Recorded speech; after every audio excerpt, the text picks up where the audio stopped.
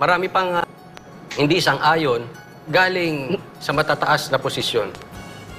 Na wala akong pakialam sa kanila, sa totoo lang. But yung reaction talaga nila, ang daming problema sa in terms of crime. Sige, sabihin natin Davao, may mga rape cases, may mga ano. Bakit yung war on drugs, doon pa sila nag-react?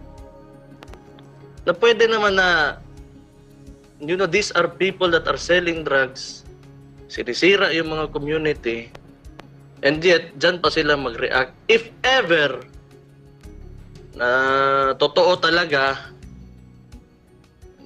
namatay yung mga yon dahil sa declaration ko. I mean, just find it so stupid.